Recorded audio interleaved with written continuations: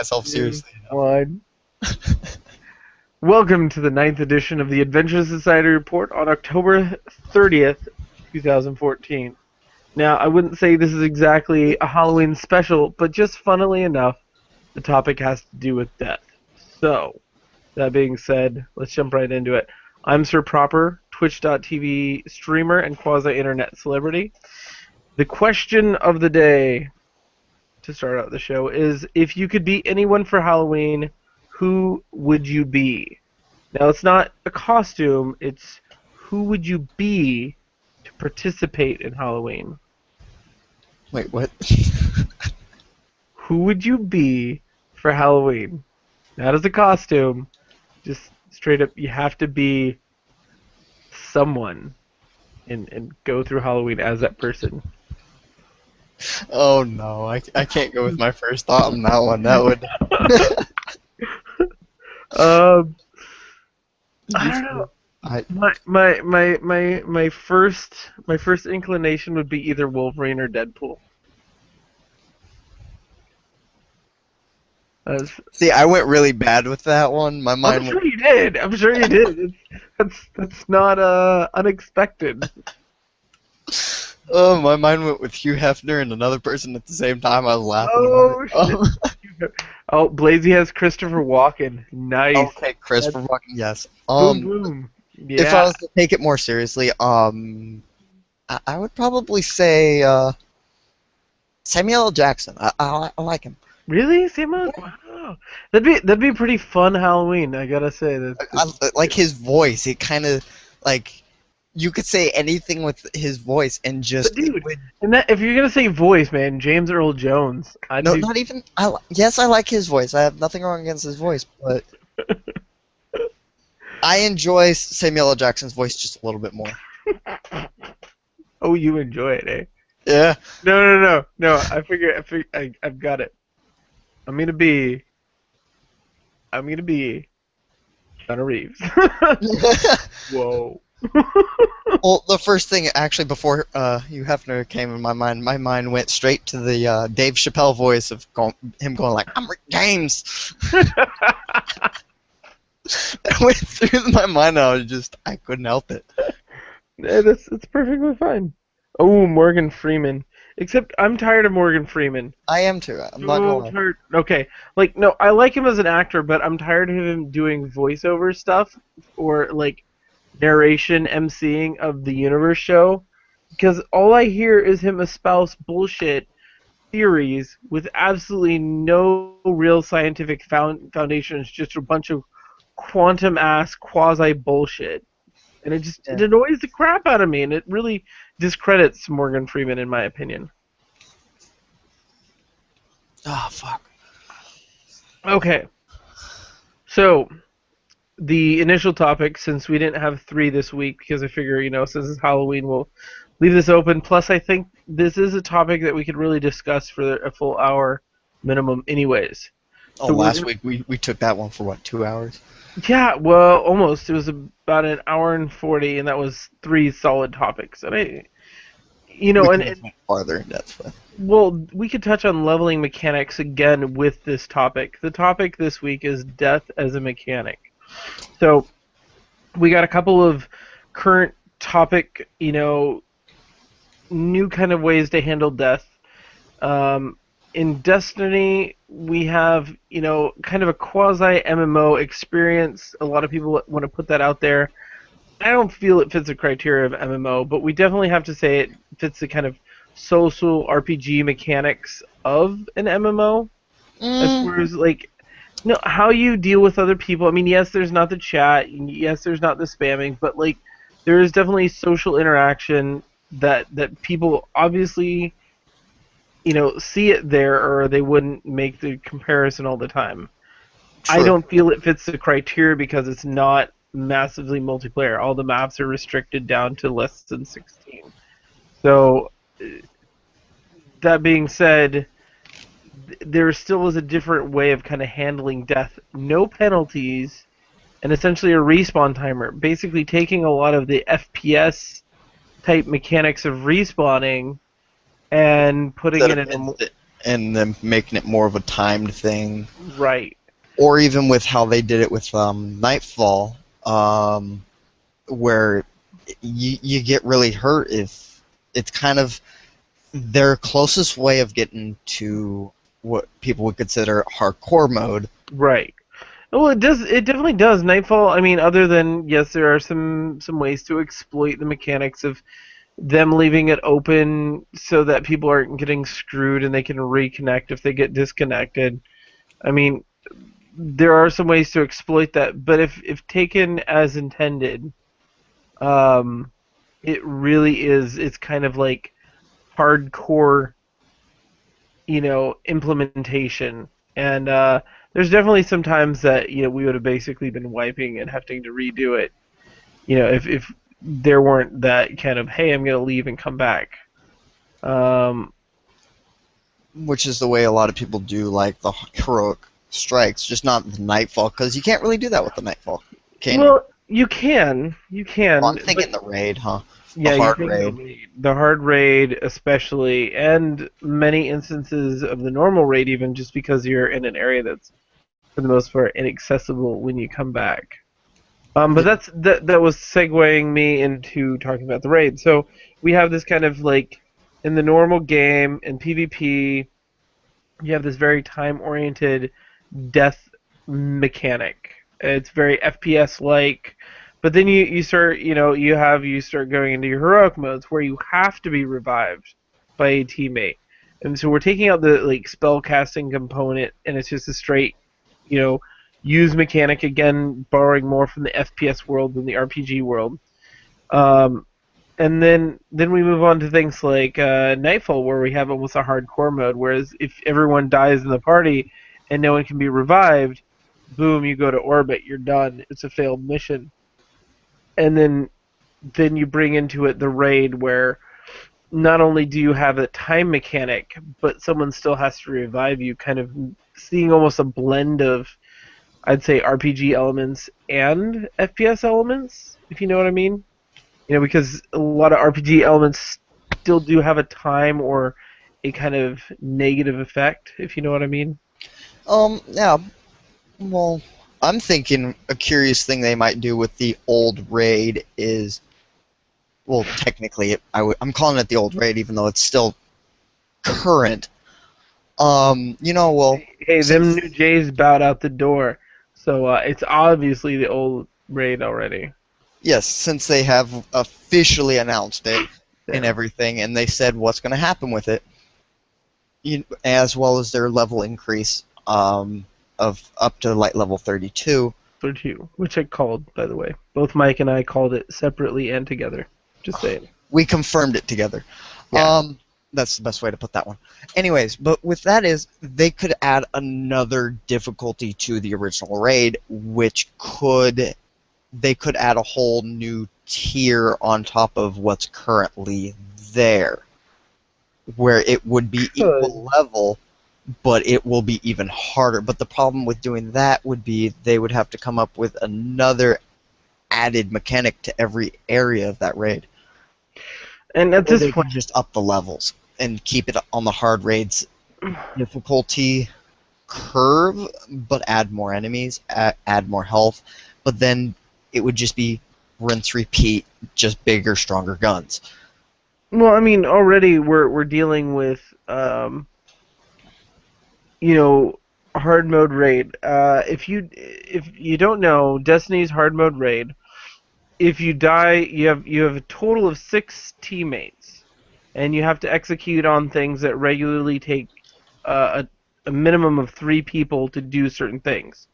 Um, but in the hard mode raid, if you die, you're just dead until the whole party wipes and you restart from a checkpoint. That's what I was So saying they could keep. the thing is right now that's like the big wall, and with them adding in like the random ports and stuff like that, right now people are hitting already a brick wall for the mechanics unless they have really specifically dedicated raid groups, and that's really eliminating most of the casual play in the raid, which that's up to Bungie. I honestly feel that's a respectable choice to make. Um, but at the same time, it's pretty big. Although I want to comment, Blazy just said in chat, I know I've seen, I'm just laughing that it's only 2. As we've had this discussion before about this, if you look at the difference between the amount of damage and power you have between, let's say, 28 and 30, It's night and day. yeah, it is quite a bit of a difference. I would say 2 levels in Destiny is 10 or more levels in just about anything else, because the way the content is handled, As well as the difficulty to get those 2 levels, because you got to think most people are hitting now with before the raid got patched. A lot of people are hitting 27, 28, maybe 29. a lot of people get hung up at 25, man. I mean, They still are, yes, I will agree. There are still there, but now there are more people you see now at 28. because they're maxing out their tier 1 legendaries. Yes, there's also, well, besides that, there's even people that have 1, maybe 2 pieces of raid gear, but they can't get those last few pieces. Right. I included in one of them. I can't seem to get my last piece, no matter how hard I try.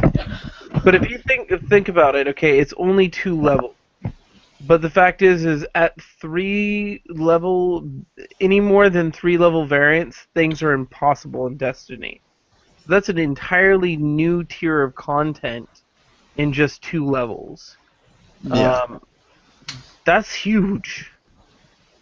In fact, the idea of keeping things low number scaling, very tight on the actual level value, I think was a good decision by Destiny, and it's definitely keeping the power creep in check.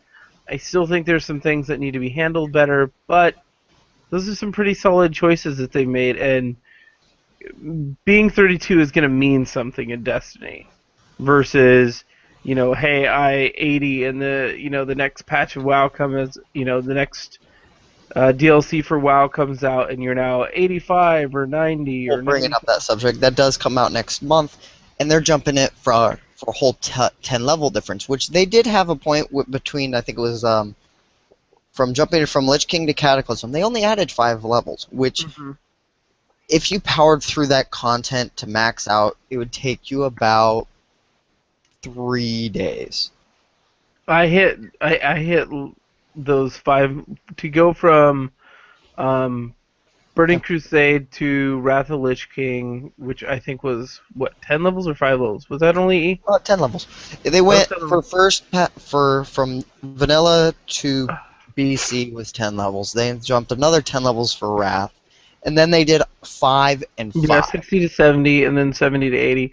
And you're seeing this kind of compression of content. And every other patch, pretty much, or expansion, they've had to drop a crunch on all gear because the power creep is so high during those. On WoW, yeah, on WoW, it's definitely gotten out of hand. With like they just dropped that not too long ago. They actually dropped that about a week or 2 ago. They dropped a power crunch as well as the pre-patch 6.0. Changing all their numbers. Yes. Oh God, yes. Because before that patch, people, let's say a tank could hit over 1 million health. About 1.2 million was about cap. Wow. Some people could push it a little higher, some people couldn't. But that was, if you were wearing full heroic gear, you were pushing that easily. Not counting buffs and all the other stuff added onto it. And then they dropped it. I mean, my character, I was sitting on 700k health as a healer. They just did the pre-patch. I checked my character. I'm sitting on about 60k. Wow. That is such a big crunch. But if you look at how the power stat goes up on a graph or whatever, the moment you hit Panda, the thing just skyrockets. It's almost a straight line. Which, literally, you could be at 90, you go to an 85 area, and you just AoE everything, and it was just a joke. And that was only 5 levels. Right. But see, there's an interesting, segue into more talk on death as a mechanic. In WoW, if you're in these big raids, people die, and casting a revive is a significant expenditure of time and value, and then you have combat reses, which you only get Different. It matters on the type of raid, but for most of them, you only get 3. For like normal and everything, but they also have like the raid finder and stuff. Raid finder, it's Right. you get 1 per healer during a certain amount of time, as well as flex, where I think you get 5. Right. But That's obviously new mechanics because that yeah, totally flex is a went over whole my head a new little bit. thing where Yeah. they added it with they added that with Panda during the last expansion or the last update, which was Siege of Orgrimmar. They changed a bit of the healing mechanics with that, which it wasn't enough to really break it. But the new one, patch 6.0, they really broke a lot of how the healers were trained with Pandaland. Wow. They really, I love how you keep like it's like a subtle slap in WoW's face every time you say that. It makes me what, giggle. Pandaland? Pandaland. That's what it is. That's what everybody that still calls it, because that's what it was. They call it Pandaria. It's simple. Just say Pandaland. Anyways, though, it's still even if they've changed some of the mechanics, it's still a limited economy of reses in a Yes. raid. And in in Destiny, you're seeing a either on normal mode you can res as much as you want, but you have a 30-second delay, or not at all. It's like it's the polar extremes of what WoW's providing. Um, but that's a really interesting thing. And then to kind of broach and move on to looking at a using death as a more positive mechanic is Shadow of Mordor. You're a character that cannot die, and so dying just has repercussions of essentially Pushing people. leveling up your enemies, making at least one of them more difficult than he was before. Um, it's kind of a punishing mechanic, and I've heard some horror stories of crap going wrong and like some enemy having the ambusher value and just showing up and murdering them all over again. Um, I have not had that experience. In fact, it's been really interesting. It's given me a different kind of avenue in which to explore the game's leveling mechanics, and also it's kind of almost stat-based RPG mechanics of building an army. Um, it's kind of interesting stuff. And then you have things like Dark Souls, where death is just part of the game. You're expected to die. And then even further back than that, Demon Souls, where you would actually intentionally die so that you could get your world to a black state to get certain things versus a white state where you avoided dying at all costs. So death in video games is becoming a kind of many splendored thing, to quote things that my dad used to say. Um, on the one hand, you have the more kind of mechanics-based death, where it serves there as an enforcement, and then you have the more death-based mechanics that are part of the story itself. It's part of the gameplay rather than a penalty to bad gameplay. See, that's the problem. Is everybody is so simplified with where death as a mechanic isn't as much of a hindrance as it used to be.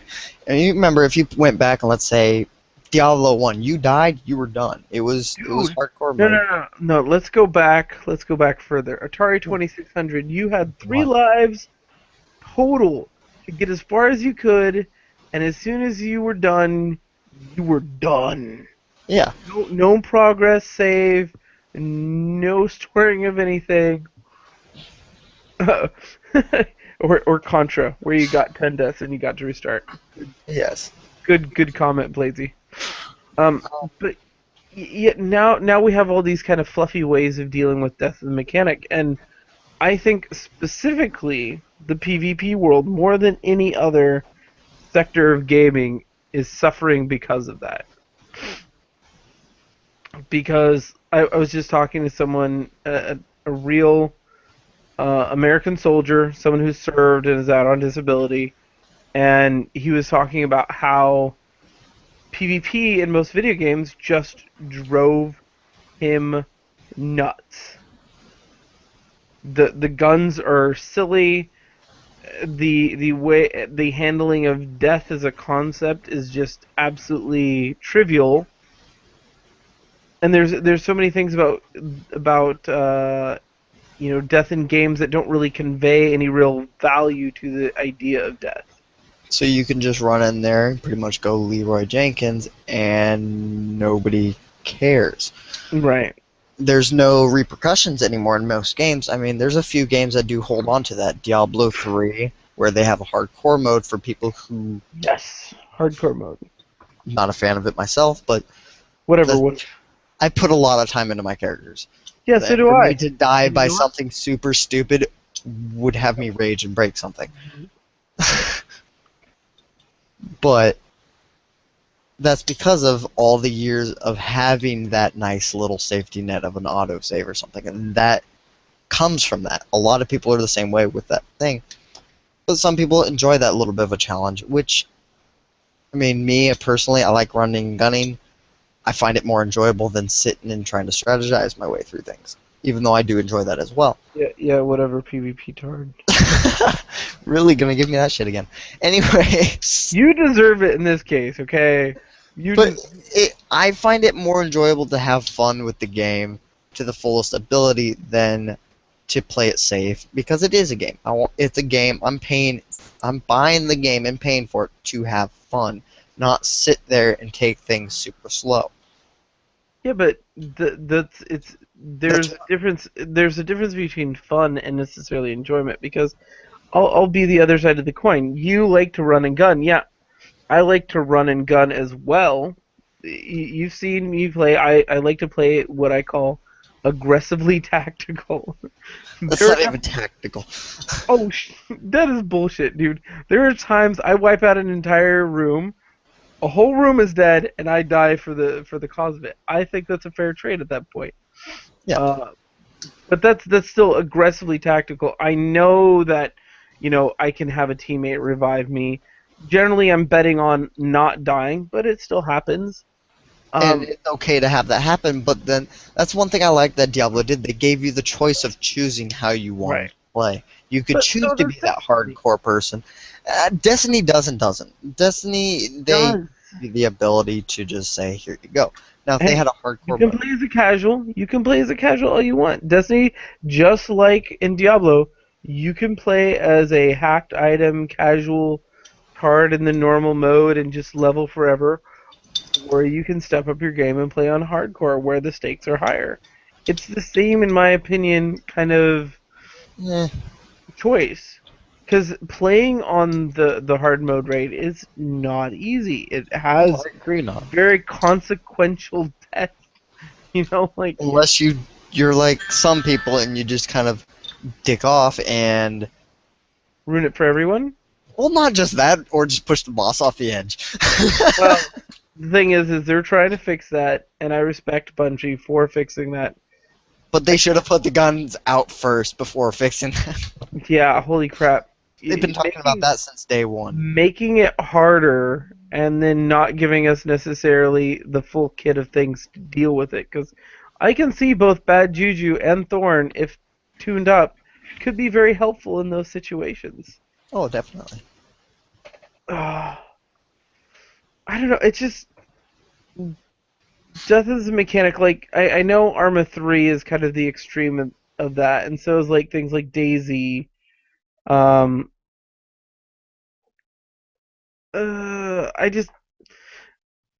want there to be, in my opinion, more of balance. Like for me, I hate dying, and so I play Shadow of Mordor with every intent of not dying, despite the fact that death can be a very useful tool. For me, it's a matter of I want the value of my character's life to mean something, and that's why I usually play the way that I do. I want to do as much as possible. I usually try and make the sacrifice save play for the revive. I play a little bit more hero because it's who I am in real life. I like to be the guy that goes out of the way to try and help other people. You know, I hate to be that person, but at the same time, when someone needs help moving furniture because they're moving, I'm usually the guy that gets called. Because, at the same time, I want my life to mean something. And I feel like it makes video games from just a child's entertainment into more serious medium. And I think you just muted yourself because Mike Yeah. Tran. Sorry. Why? I'm in a bunch of guys just invited me to a raid. I told them I'm here, but anyways, long story short. Really? You're now trying to raid while doing the podcast? Could be worse. I could be playing Crucible. No, I would playing Crucible yeah. would be Anyway, okay. Anyway, as we were completely running this off topic. right. Thank you for that. Hey, I blame you. You pulled it. No, well, I heard it. It's orienting. Sorry. Hold on. I think you guys should just come to my way of playing and just speedrunning games, then death piss you off. Speedrunning games. I hate speedrunning games. Like, I am the person that wants to... I overlevel. Let's just put it that way. I enjoy the art of the overlevel. I believe that the right tool for the right situation will always trivialize the enemy, and in my opinion, that is the best. It's very art of war kind of mentality. If you have the right tool for the job, the enemy never becomes a threat. And that's why, like Shadow of Mordor, I was essentially completely through my power. Like the fact that they did not restrict me from leveling up my power tier all within like not even being halfway through the story and being able to upgrade pretty much everything that I wanted before moving on with the story is how I play. Yeah. Is because of the fact that I feel the right tool for the right job, pulls you further and further away of that trivializing the value of a life. Yeah. That's just me. Which is why Dark Souls actually pissed me off a lot. Because you would reset with nothing every single time you died, pretty much. Well, the problem was with Demon Souls, there was a lot of ways that you could build the right tool set for the job, but Dark Souls went out of its way over and over again to basically say, oh, well, this part of the game is really focused towards, magic damage. And then the rest of the game goes, F you, faith damage only. Yeah. And I've like even the beginning areas, you can use magic damage to great effect, and then later on, magic damage is almost completely via enemy difficulty nerfed into the ground. It just everything has magic resist, and it makes magic builds fairly useless. Now I've heard in Dark Souls 2 some of that's supposed to be better. Don't know, haven't played it. Hello. Hey, there's Cola. Little late. What? 2 minutes? No, That's more than 2 minutes. No, hold on, Cola. You got your hours switched around, so it's 12:30 right now. You're about an hour and a half. We're about an hour into the broadcast. Not even an no. hour. We're maybe half an hour. We started late because we were trying to wait for you. Okay. Well. Oh shit! Sorry. No, it's fine. We've been carrying on the conversation pretty well. Good. The mic is hopefully going to be by the next broadcast. The what? Nothing. I didn't say anything. I heard him. That's okay.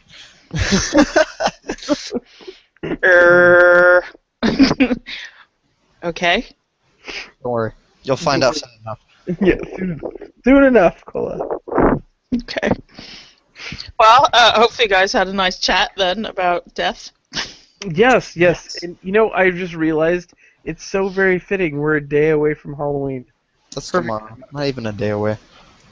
It's One more day to Halloween, Halloween, Halloween. One more day to Halloween. Silver Shamrock. And there went the professionality. Wow. Semi-professional out the window. Colin is in the Seriously, do you house. guys not sing that song every year? No. I How could you not? No. What? Halloween 3. Come on. Nope. Just because I've seen it doesn't mean I sing it. No. I Seriously. do not watch any horror movies. They are way off my radar. He doesn't like scary things. It's okay. No, it's not well, about scary Halloween things. 3 is not scary. I cannot handle the stupidity of horror movies, and then it's either the stupidity of horror movies or the gratuitous violence of horror movies.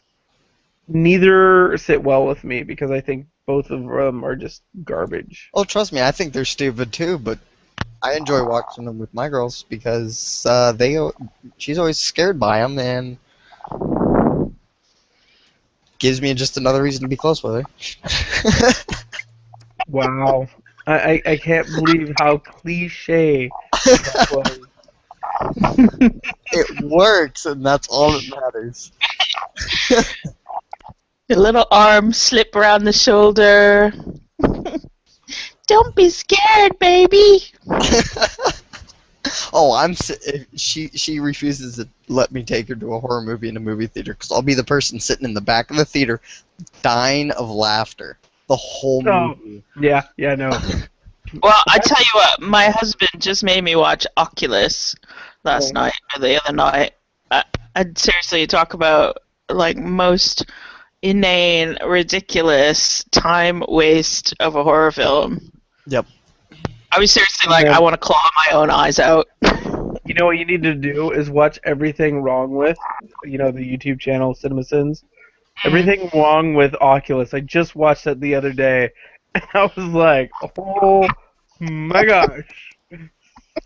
Stupid. First of all, the main thing that's wrong with it is it's got Danny Dyer in it. I mean, for crying out loud. He is like the lowest on the totem pole in British cinema. I mean, the guy writes a column in Nuts magazine, for crying out loud. I know you have no... That just sounds very juvenile. It is. Oh man, so, Cola, Yes. now you come pretty heavily from the RPG world, specifically like single player RPG and whatnot. That is a mechanic. Now, oh my gosh, we got coming through the mic or something. We got your mic up your nose? Is that what's happening? Are you Sorry. sniffing Well, your mic? Thinking that you couldn't hear me last time, so I'm trying to hold it really close to my mouth this time. A little too close. Well, there's a difference Is between that close to okay? the mouth. Is that better? There's a difference between being close to the mouth and being in the mouth.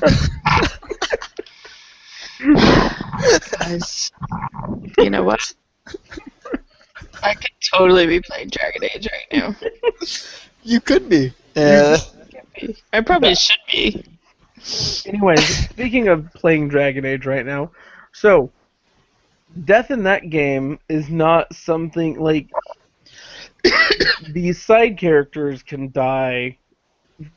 I'm just gonna go out and say, fuck all ever many times you want them to die. They can just keep dying. It doesn't matter as long as whatever you have at least one alive. It doesn't matter. Exactly. Now, do you feel like that kind of trivializes the inherent use of each character and it's kind of like, oh, well, they died, whatever, versus like, oh, shit, that is an important member of my team? It really depends. I mean, the nature of RPGs and BioWare RPGs in particular, I think that death is not meant to be a thing.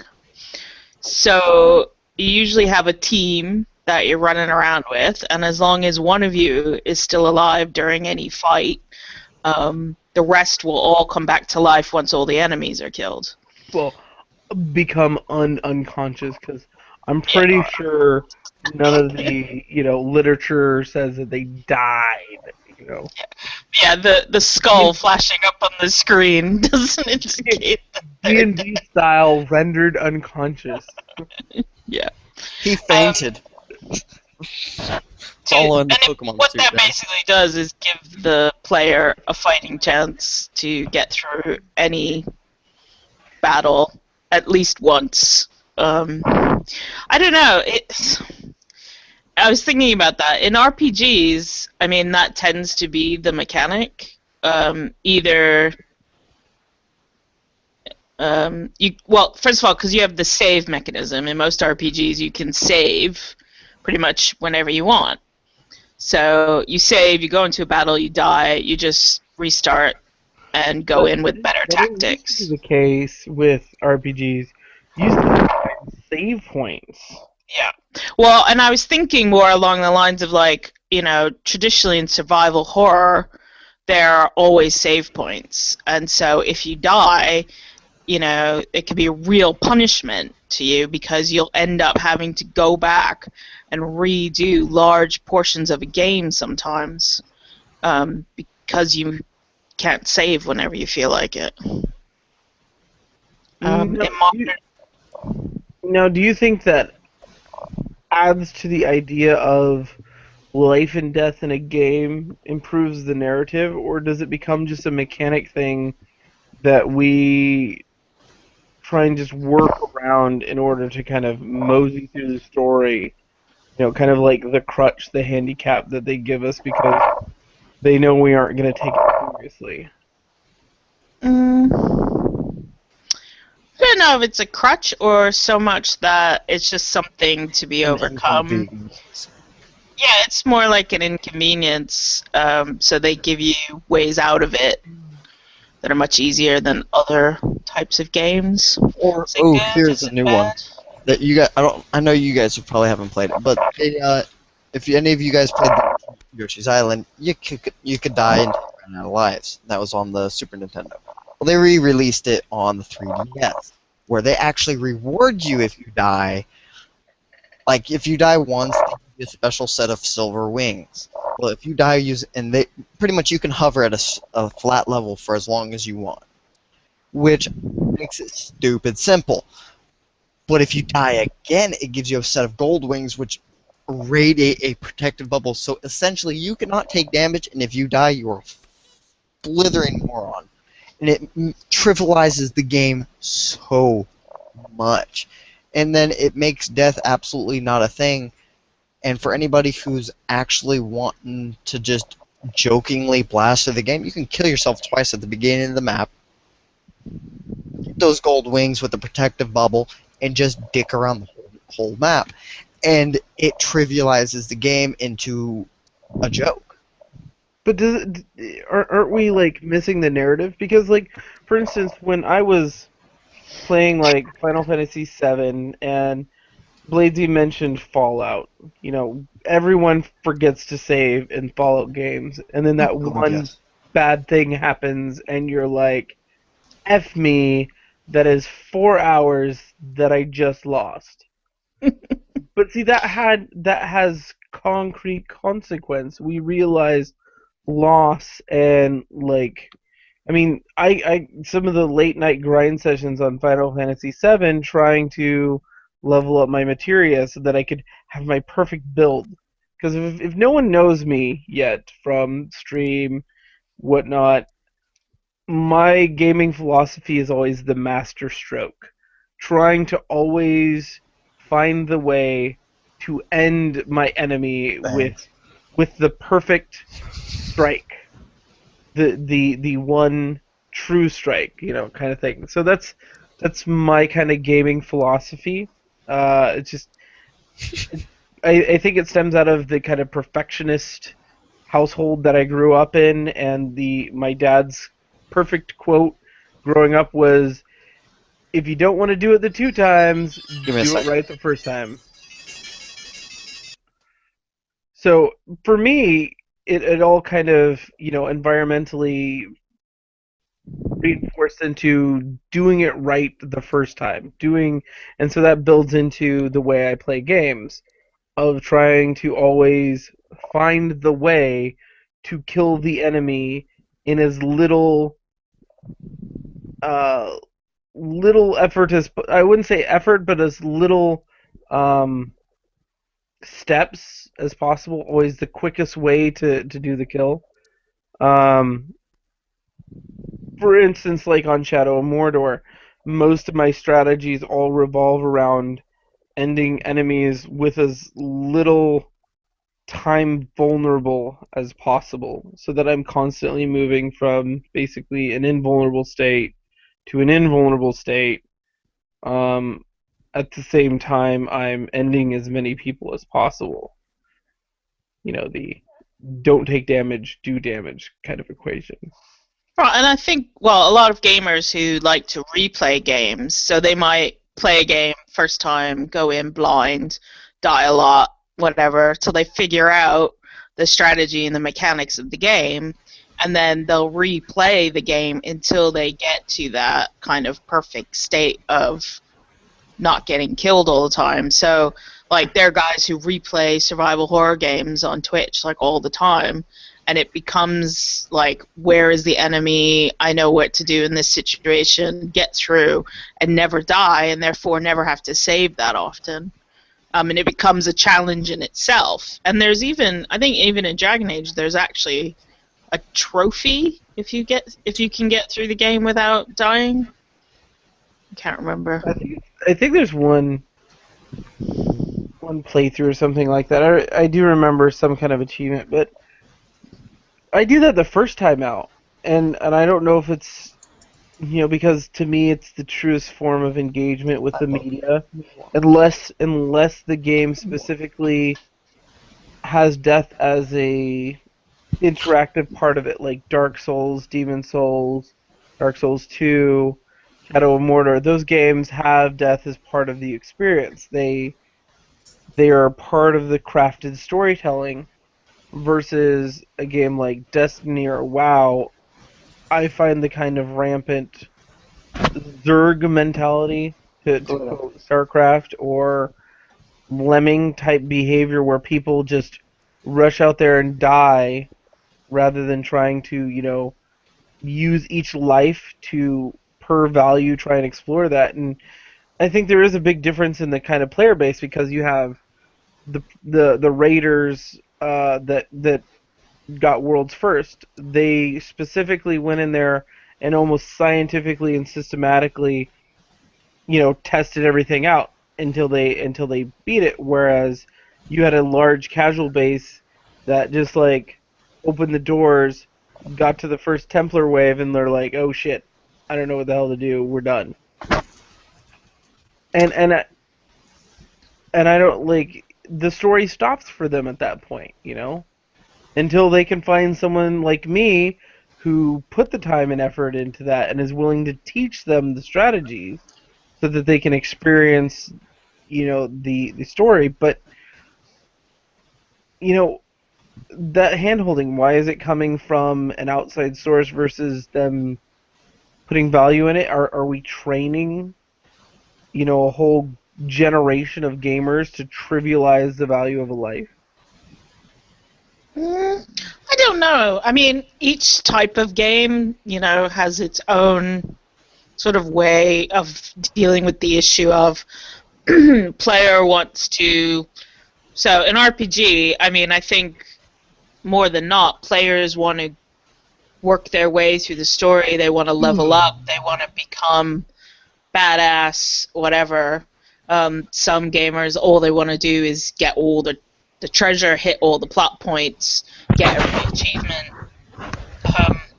And by minimizing the impact that death has, it allows gamers to concentrate on those other goals. But then you have games like DayZ, for instance, and games that model after DayZ, where death is inevitable, and when you die, your character reboots, or you have to start with another character, almost at 0. So every time you die, it's like you're starting from day 1. And that's part of the challenge. How far can I get before I die and I have to go back to square 1? The other thing is it randomly spits you out when you regenerate or you do your new character, randomly spits you out in a new place that you can't choose. So you're not only you're starting with less gear, whatever, whole new character, you're starting in a whole new area that you then have to either work your way back to what you were doing before or start literally a new storyline for yourself. And so the challenge becomes to beat death almost. I like that tagline. Challenge almost becomes to beat death. But see, that's the normal way I play, and I love roguelites and stuff like that, where you're working towards an overall kind of generational goal, so to speak. But at the same time, it's all about how much can I do with this one character. Like Rogue Legacy is a great example of what I'm talking about. I love that game. But there you go. I mean, Rogue Legacy, you die, your character dies. You have to start with a whole new character with different abilities. Yeah, and they could suck. Your next rolls for characters could absolutely suck, and you're like, well, that's it. Get up. But anyways. Yeah, exactly. And and that makes that game, that's part of the mechanic of the game, and therefore, as long as you embrace that, it makes that game fun and challenging, because it's how long can I keep this character alive, and then it's a dice roll on what my next character is going to be and how I can keep them alive, and how far can I get in this game, and how many tries will it take me before I can finally get to the end. Whereas if that happened in Dragon Age, I think I would probably smash my TV in. What? No, but the question then becomes, though, is like, yeah, I get how the Rogue Legacy model wouldn't work for things like Dragon Age unless the story was much shorter in arc. But more value per life. Like, for instance, in Destiny, you die, like, I guess there's almost a kind of a training wheels kind of thing where in the casual stuff you have your delay, and then later on you have your 30 seconds delay to the auto spawn, and then later on you have the only revive by teammates, and then nightfall, you die, everyone wipes, and game over. And so you do kind of have a progression, but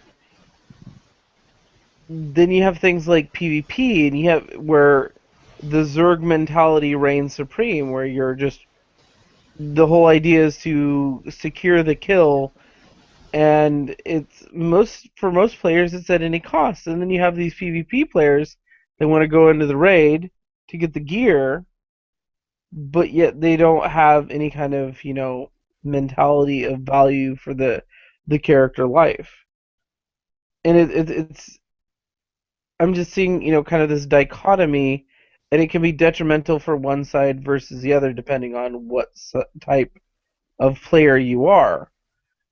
And is it really intended that there is such a split? Wouldn't it be, though? Say that again, Mike. I said, wouldn't it be, though? I mean, if it's gonna be there, most times when they put something in place, it's intended to be there. So you think that the split is intended? It could be, and it couldn't be. The only people that truly know if it's intended is the people that put it there. I mean, we can only put our opinion there of if we think it was intended or not. I just think in the gaming industry we're seeing a fairly clear dichotomy of gamer types when it comes to death specifically.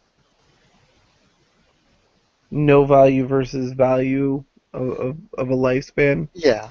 Well, if you think in the gaming industry, they're trying to push for the most people that they can, and the easiest way to do that is to push more towards the casual gamers. Casual gamers aren't pushing for that hardcore, you die, you're fucked. They want the one where they can play it on and off whenever they want, and they can always come back to it, and if they die, they're not completely screwed out of everything and having to start at the beginning. Because the casual gamer, that's not what they're there for. If they die and they lose everything, they're put off enough that they don't want to start another character and keep playing. Well, they may not have that same time investment.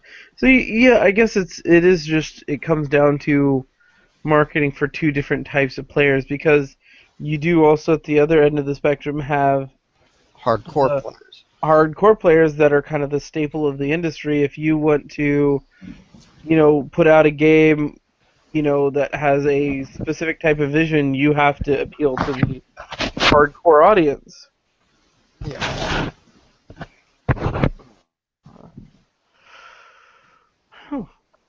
I don't know, but doesn't the fact that Destiny doesn't the fact that it has a leveling type of system for death, and then a different experience depending on what section of the game you're playing, whether you're playing storyline or the PvP or the raids and stuff, doesn't that then give you a varied experience? Because it seems to me like with Destiny, the story was very short, but people are still playing it because there's lots of different types of experiences that you can still have with it. And by having those different types of death, that adds to that variety. I would say the biggest issue with the way Destiny is handling death is that it stonewalls people. The thing is, yeah, casual can come in and play it, but they're not going to get the same experience, and they're literally, like, especially with the Atheon fix that just went in, they're literally being told, no, we don't want you here. I feel in a lot of ways. I mean, let's look at Shadow of Mordor, which you've also been playing, where, death has an immediate consequence. So you're fighting... Well, it does it doesn't. Well, if you're fighting a captain, right, and he kills you, or you're fighting an Uruk and he kills you, he can get promoted by killing you. And your objective is not to get killed as much as possible. Well, they do cap out at a certain level value, so it can't ever get too bad. But yeah, there is that, where there is a repercussion to dying. Mm-hmm. I think Shadow of Mordor, in a lot of ways, bridges the gap between casual and hardcore. There are definitely elements, I think, that appeals to a hardcore player like myself, because I can take the time to essentially level up captains through, not dying, and then go in and reap the rewards. Or, people are going to go through, they're going to die. Oh, eventually, they're going to get those enemies dead, and then, hey, better loot. Then they can handle those enemies. It becomes easier. Like gradient scaling.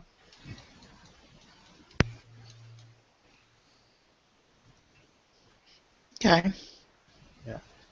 I don't know. I mean, I've been trying to think about this issue a lot, and I have to say that, like, overall, I do not miss the days of the arcade where you got, like, 4 lives, and then, once you'd expended your 4th life, you were dead. That was it. And you had to pay another quarter or whatever to start again at the beginning. Hey, get on the same page. Now it's pay $1.25 for most of these freaking games. Yeah, You still only get like 1 shot, maybe 4 if you're lucky, and it's absolutely nightmarish at this point. Like, I don't even understand how any arcade system / model works at all anymore, because there ain't no way I'm putting $1.25 in one of these things for like 15 minutes of play at best. Yeah. Yeah, it's a bit ridiculous. It's utterly ridiculous. They're actually designed for you to fail. Oh, of course, Yeah. because if you fail, you're going to put more money in. Yeah. But the problem is back in the day, it always used to be about how far you could get on the least amount of money. Now it's being how fast can we milk money out of them before they're not willing to put any more in. That's the thing. They got to make it fun enough that you want to keep playing, but they also want to make it so you're going to fail. Yeah. Because if they make it just fun enough that you want to keep playing, which, if you think about it, they kind of did that with Destiny's beta. They made the beta just enough that we wanted to see more. But they didn't do enough to put us off. They're like, this is just a little taste, and they left us with such a big cliffhanger that we wanted more. We had to have more, which was a lot of people. People were like, we need more. We want this now. And that helped their hype train with it so much. And then when the game came out, about a month after it came out, people started noticing that it was hyped up a lot more, and we expected a lot more than we got. People are expecting a lot more of a story. Especially for the casuals, you know, like Mike, you know that as a broadcaster, I get a ton of people that just, hey, help me with this, help me with that, help me with this, help me with that. And I see that happening because these casuals don't really understand how to progress with the game. Yeah, because they gave us so little to work with, and then all of a sudden you're hitting a brick wall. That's Right. how the end of the game is. It's just a big brick wall. That's how it was made, and that's how they kind of intended it, but I don't think they intended as big of a wall as we got. Yeah, some people like don't even understand how to get past 20, though a lot of people are running into the level 25 wall. Eh, But you know, it's I don't know. Like, does the idea of I found the level 20, like up to level 20 stuff to be so simplistic that like you can die, you can die, you can die. It doesn't really matter. You can just kind of like, I don't know, face roll the stuff. Eventually, you'll get through it. yeah, just keep throwing your husk of a body at it, and eventually you will succeed. Right. By sheer dumb luck, if necessary. Yeah, But I don't think that really prepares people for endgame content. it doesn't at all. Not at all, it doesn't. Could then the idea of death as a mechanic in any way be changed to better improve that experience? If you ask me, they need to add, you know how they have the different difficulties and stuff, and the different types of abilities that they can possess, would be the best word to put this. They make it so you only have a chance to see these things when they let you see them. They don't let you choose, so you can like practice and prepare for these kinds of difficulties. If you ask me, that's something they need to have, where you can adjust how you take the mission. Like, let's say the juggler, or like all the juggler, the arc burn. They need to add that as a customization instead of just saying, here you can just change the level. They need to expand on that. And it would make it a lot more interesting, and it would make casual players, it would give them more of an ability to prepare themselves for the endgame content, per se. Because then they have a way of kind of testing out that difficulty without being thrown straight into it. They can take it at their own speed. What? Wow. What do you think about potentially adding modifiers to the raid? Like, to add difficulties or to make it easier? That's the question. Would they make it easier or would they make it harder? Well, I mean, like, depending on the burn, like, if they added burns and stuff, that would, I think, in some ways make it easier. In my opinion, it would make it easier. Some it wouldn't, because some people like to use bullet sponges. I'm not trying to offend anybody, but some people do like to run and gun, and when there's a burn, you got to watch out for certain types of damage. You can't just run and gun. But if you're using that type of damage as well, it gives you a little bit of a leeway. It makes it so you're doing a lot more damage, but you got to think that they're doing a lot more damage to you as well. That's what I've noticed. Some people that are saying they're having problems with the Nightfalls is they're not paying attention to that burn. The burn. Yeah. No. I don't know. It's an interesting thing, and I don't know if there's really going to be any clear answer, because it's kind of like with movies. You know, the way that they portray death is always different depending on the perspective of the producer.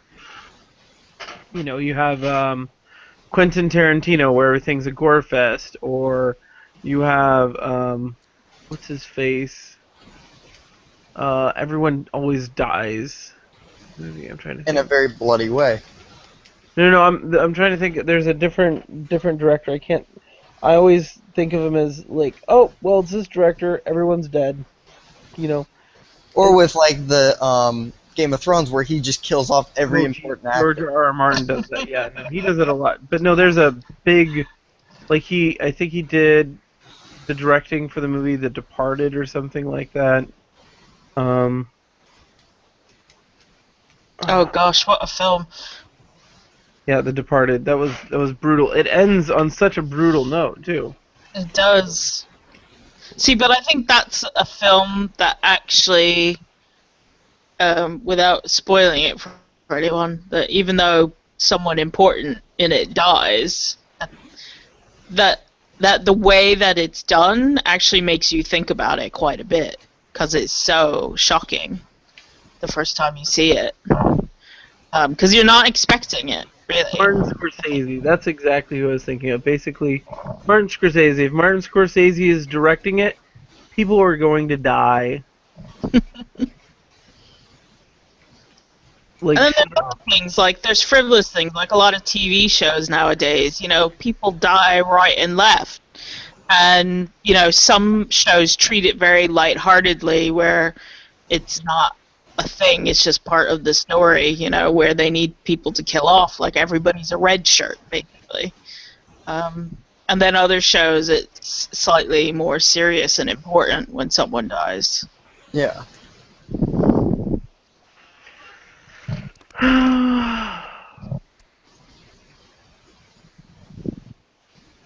The only reason, you know, to me this is such kind of a complex issue is because with gaming you're dealing with, at the same time, a storytelling medium, which in some ways is going to continue to follow along those tropes and, you know, things that go along with that. But at the same time, when you're dealing with something as an interactive medium and mechanics and stuff like that, it's just another one of those things. It's like, is one thing better? Do they both have their place? But at the same time, is one a positive experience on the gaming community? Is it helping us be better gamers? Or is it just dumbing us down? Right. That's my concern, because for someone like me who, you know, loves literature, loves philosophy, took a class called Games as Literature, the nature of the experience and how we interact with it is an important thing to me, because as the medium changes, so does our experience, so does the stories, so does, you know, how we become different out of it. Because the first time I heard someone use being a guild leader in World of Warcraft to apply for a managerial position and get it, I knew that we can't just, I mean, that's solid evidence that we can't just write off the experiences that we are having in gaming. They are crafting us as people, because just like I made some anecdotal evidence at the beginning of how my experience with my parents and my growing up environment changed who I was, so too is, you know, where are we dumping our times. And casuals or hardcore gamers, most people are now putting more time than ever into video games, and it does matter. It does affect us, and so that's why I think it's an argument to have. Yeah. I mean, and there is studies on it about how the gaming affects people, and for some it's better, for some it's worse.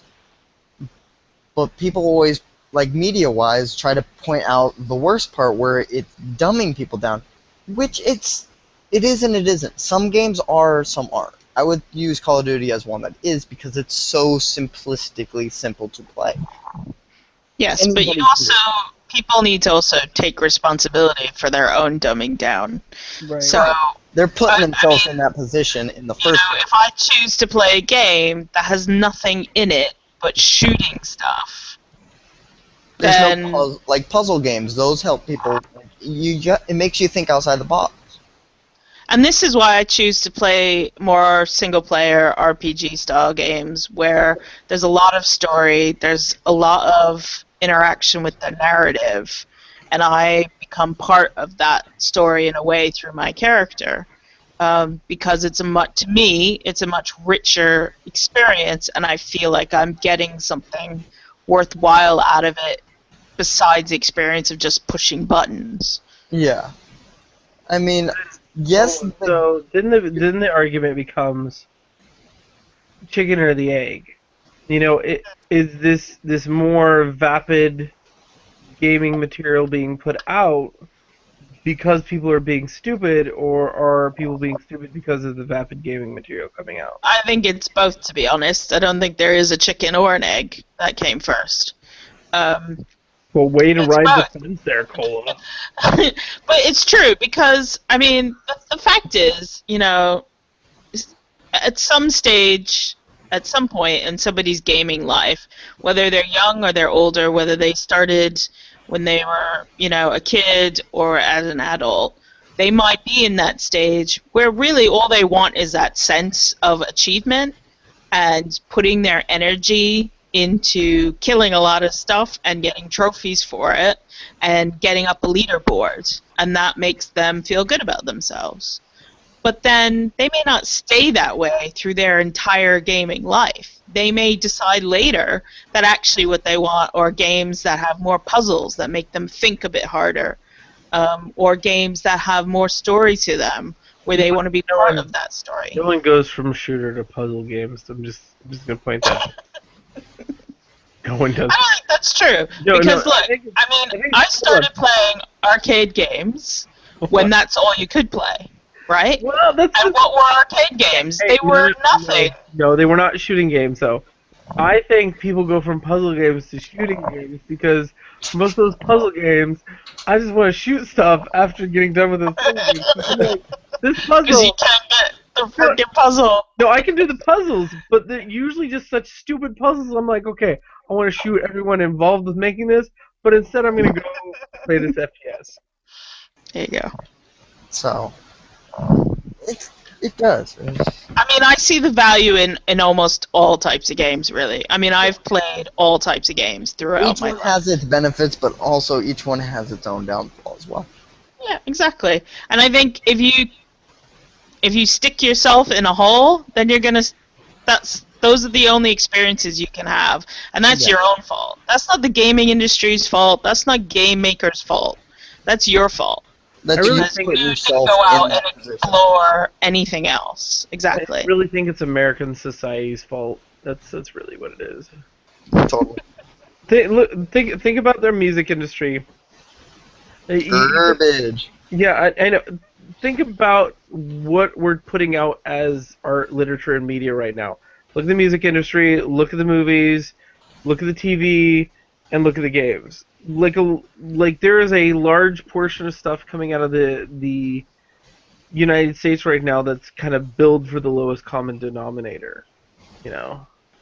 Yeah, but then I would also argue there's actually a lot of stuff that's coming out of America that's actually still worthwhile, and that, you know, as someone who lives in the UK, I enjoy consuming.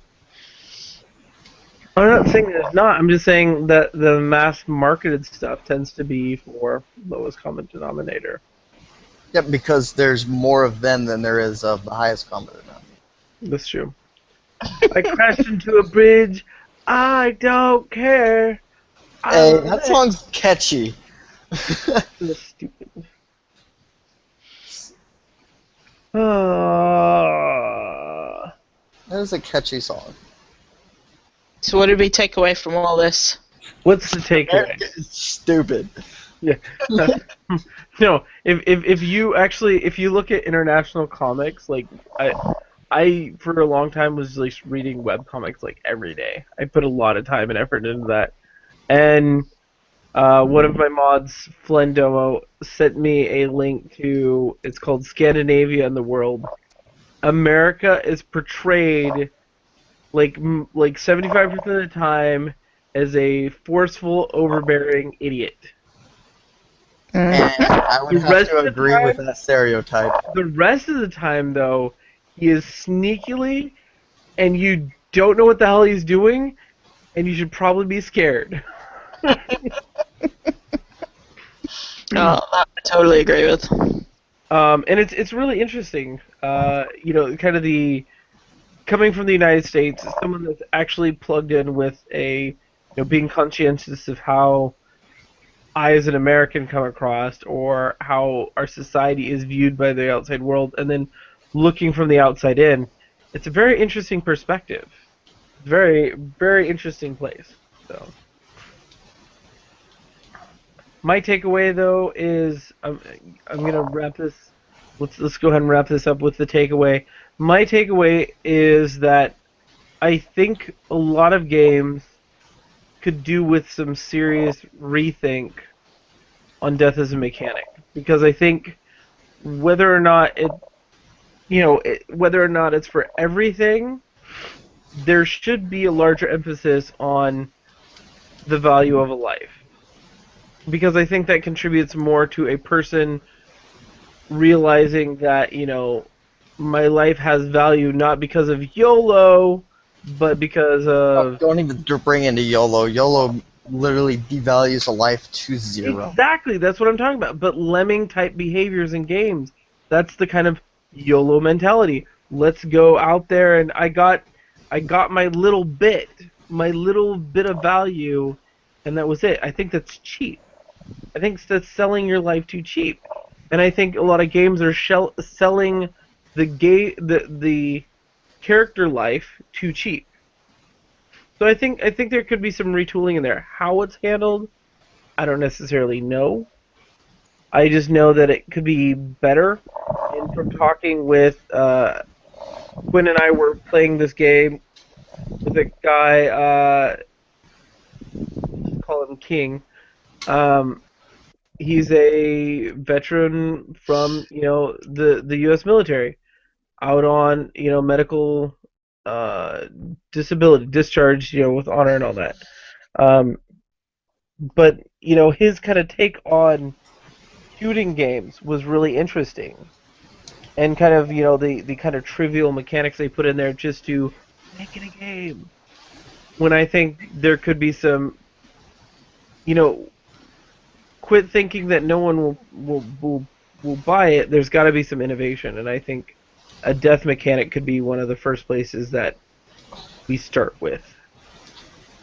I mean, that's one thing. I mean, if they followed with how Blizzard did Diablo 3, then they would be in both ballparks, where they give that option of both sides of the story. You see, you can enjoy the story how you want to, either a one-shot chance, or if you feel like being Leroy, you got that chance to be Leroy.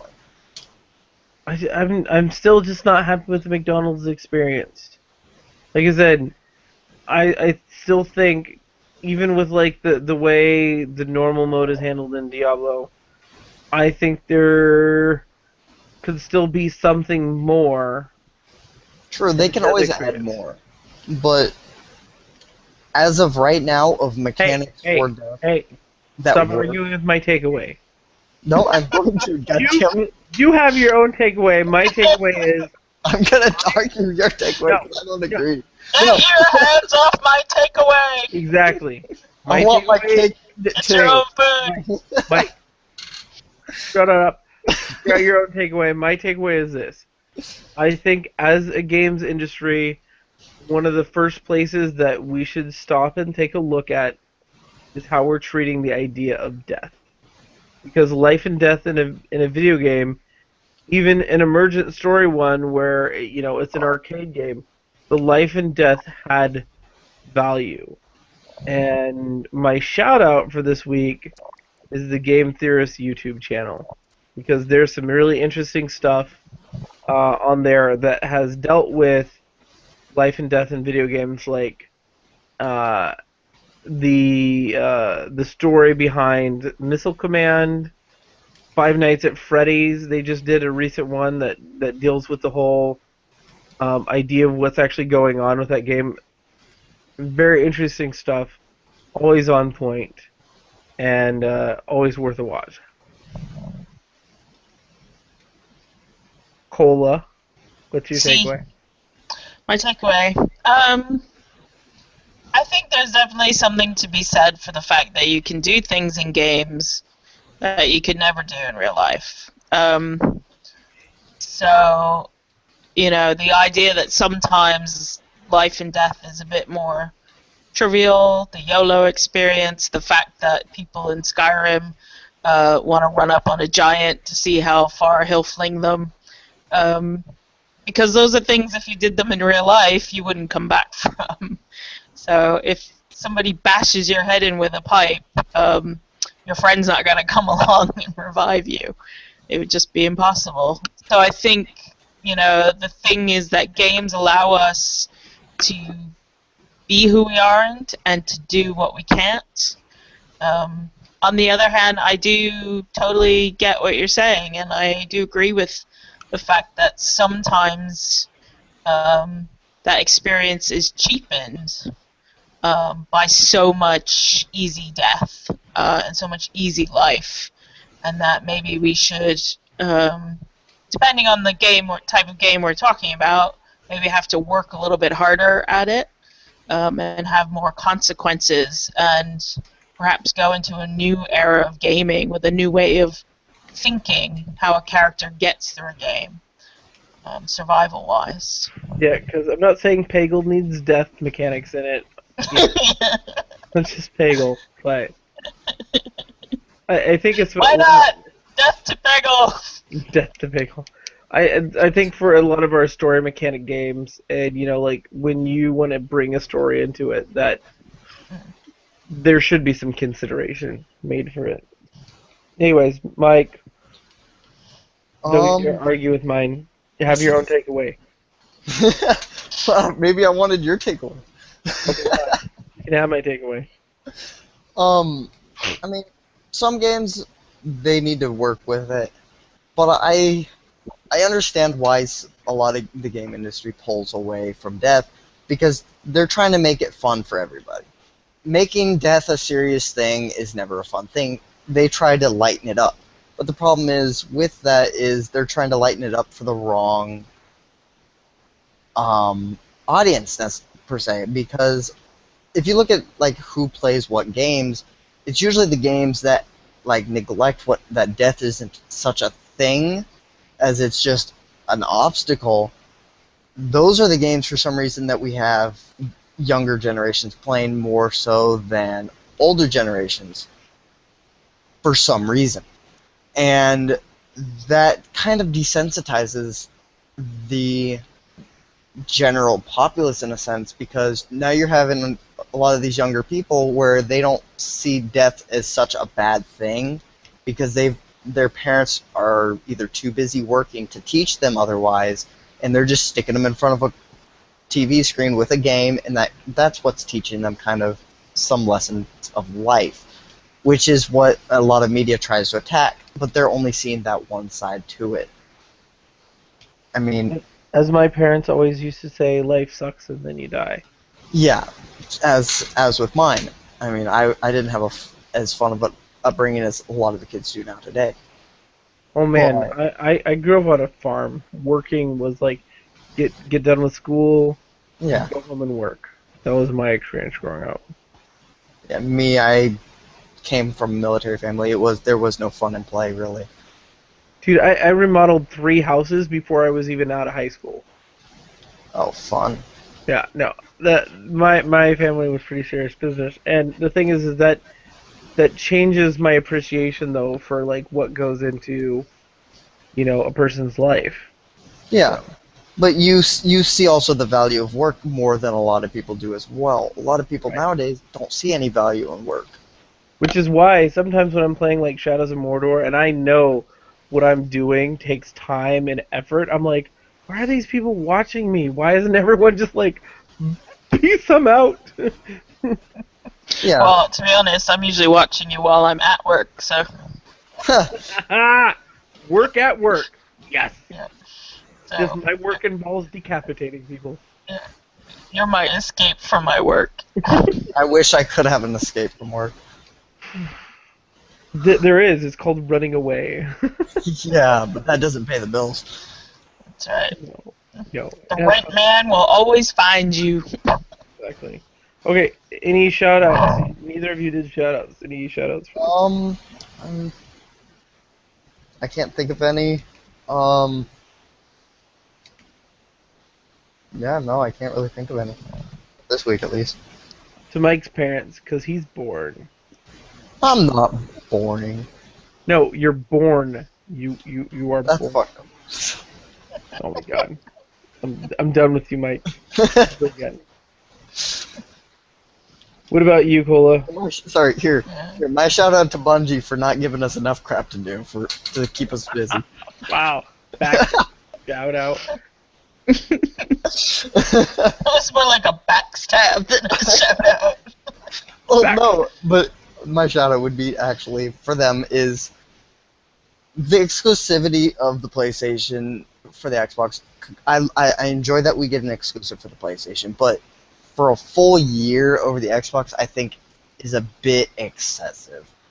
It does need to be a little bit less. Just think about it this way: like when all that content gets available on Xbox, it's gonna be like Christmas for them all over again. Yeah, but that's fall of 2015. Oh, It's ridiculous. That's when they're gonna get Dust Palace.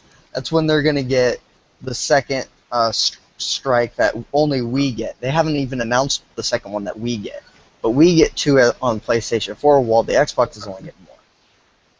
I mean, I see that as a yay to us, but again, also looking at it just as a gamer, waiting over a year for an entire 2 strikes at the moment, that's ridiculous. Okay, Mike. You're done. You're cut off. Damn it. Closing time. Okay. Anyway, so that was the 9th edition of the... No. I didn't get. Yes. My Okay, shout-out. fine, Cola. You can do a shout-out if you want to. Shout out to me. My shout out is to Bladesy, as always, Nice. and to all the great streamers on Twitch who put up with all the terrible game mechanics so that we can watch them. Suffer. Particularly Sir Proffer. Yeah, when I call bullshit on Shadows of Mordor, trust me, it's bullshit. I question it. Shut up. I always will. Mike, you're cut off. I already told you. Okay, so that does it for the 9th edition of the Adventure Society Report. Woohoo! Almost 10! Yes, we're almost to 10. What are we gonna do for number 10? I don't know. Tire. We need Quinn for number 10. Wow. If he's not there for number 10, though, I'm gonna be sad. Yeah. Alright, guys, thanks for watching. Thanks for listening. You'll hear me cry. Apparently, Mike's going to start weeping. That'll be awkward for everyone. But that's all for this broadcast.